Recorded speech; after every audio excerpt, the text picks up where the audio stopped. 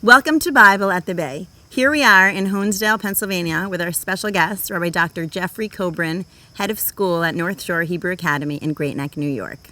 Happy to be here. Great to have you. Thank you.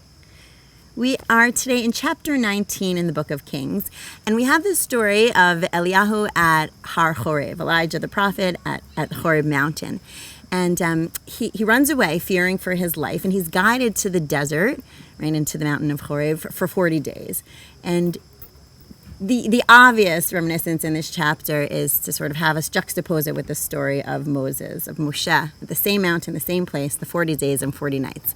And we sort of expect, or Elijah expects, there to be some kind of revelation in this chapter. But the dramatic revelation that Moses had is doesn't appear at the initial part of the chapter. We have sort of like the loud thunder, but God's not in the thunder. And we have the lightning and the fire, and God's not in the fire. And we have the wind, but the text tells us God's not found in the wind. And what we do have is this, kol dimama daka, right? The voice of God is a fine, still voice. And that's where Elijah kind of encounters God. So I think it raises a lot of questions. We're obviously designed to read these chapters sort of juxtaposed with one influencing the other.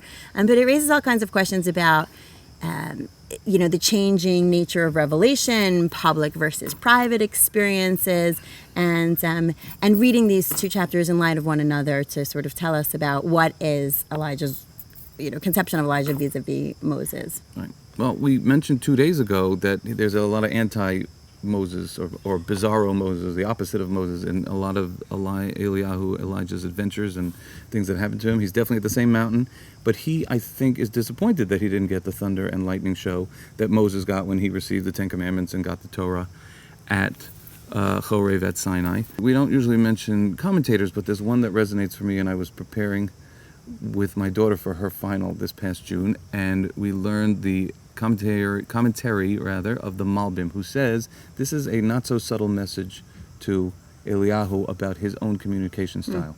You don't have to come on like a ton of bricks, which we've seen is the only way he knows how. You don't have to come on like a thunder and lightning storm. You don't have to come on like a wind. You come on the small, still voice. That kol dimama daka might be a different and maybe better way to communicate your message to people. And Hashem, God, is messaging that to him straight up there. So I just thought it was a beautiful take on this whole experience. So there's that transition point in Elijah happening right now, right? Yes. From the show to a sort of more internal model. At the end as opposed to the beginning. So again, it's Moses in reverse, but also Moses meets God at the beginning of his career at Sinai with the bush, and now Elijah's meeting him at the end, almost at the end of his, or towards the end of his story. So it's just an interesting flip. Yeah, fascinating.